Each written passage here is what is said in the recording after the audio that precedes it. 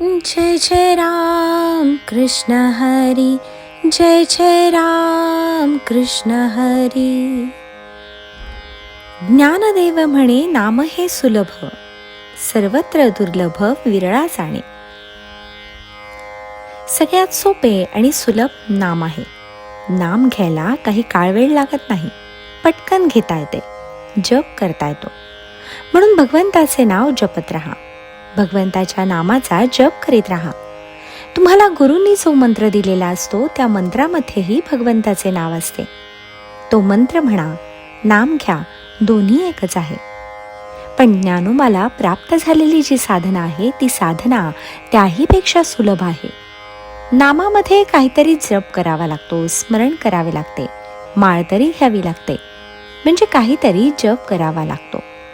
परंतु शक्तिपात साधना ही अशी साधना आहे की ती शक्ती तुमचे सगळे काम करते. तुम्ही काहीच करू नका, तुमचे करणे बंद करा आणि ते सगळे त्या शक्तीकडे सोपवा. पण हे आमच्याच्याने होत नाही.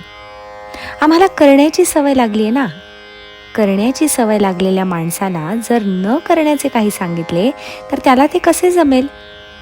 त्याला जर म्हटले, अरे गप्प बैस ना, तर म्हणेल, आम्ही कसे काय गप्प बसू?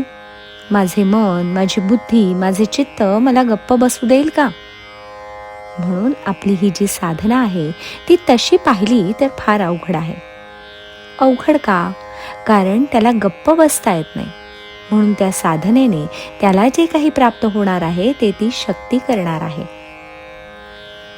त्याला काहीही करायचे नाही. करण्याचा प्रश्न आला की शक्ती म्हणते, तू कर बाबा, मी नाही करणार. इतकी विचित्र आहे आपली साधना. काही न करण्याची साधना आहे. म्हणून ज्ञानोबासारखे जे सिद्ध महात्मे आहेत ते सुद्धा न करण्याची साधना म्हणजे शक्तिपात साधना अवघड आहे असे म्हणतात. कारण लहानपणापासून ज्यांच्या इंद्रियांना करण्याची सवय लागून राहिली आहे तो गप्प बसेल कसा? म्हणून मीचा जो पाढा आहे तो साधनेमध्ये येऊ देऊ नये. आणि आपली जी साधना आहे ती साधना करणारी तर शक्ती आहे. म्हणून या ठिकाणी आपला मी गप्प होऊन जातो. ज्ञानोबा म्हणतात, हे जर जमत नसेल तर निदान नाम तरी घ्या, जप तरी करा, सोपे येते. इतर अन्य साधनेपेक्षा त्यातल्या त्यात नामजप सोपा आहे. ज्ञानदेव म्हणे नाम हे सुलभ, सर्वत्र दुर्लभ विरळा जाणे. पण हे नामाचे जे जाणणे आहे ते सुद्धा फार विरळ आहे.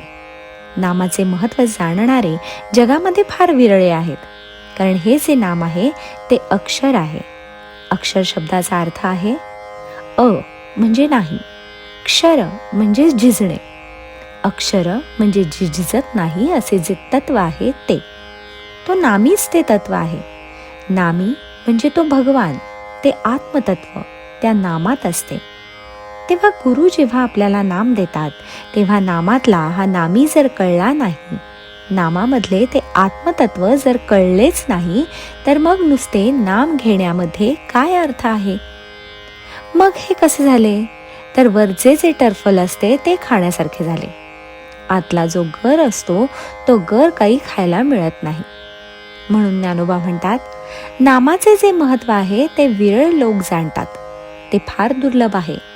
या नामामधले हे नामी तत्व, आत्मतत्व जाणणे हे फार कठीण आहे. ते प्राप्त करायला फार दुर्लभ आहे. म्हणून हे कळले पाहिजे की नाम घेतो म्हणजे काय करतो, कशासाठी नाम घेतो. नाम आम्ही एवढ्यासाठी घेतो की त्या नामामध्ये जो नामी आहे, जे आत्मतत्व आहे ते प्राप्त करण्यासाठी आम्ही नाम घेतो. आणि हे कळले नाही तर नुसतीच बडबड होते. मग त्यामुळे त्या आत्मराजाला काय सुख प्राप्त होणार? म्हणून नामामधले नामी तत्व म्हणजे आत्मतत्व जाणून घेण्याच्या उद्देशाने नाम घ्यावे. जय जय राम कृष्ण हरी, जय जय राम कृष्ण हरी.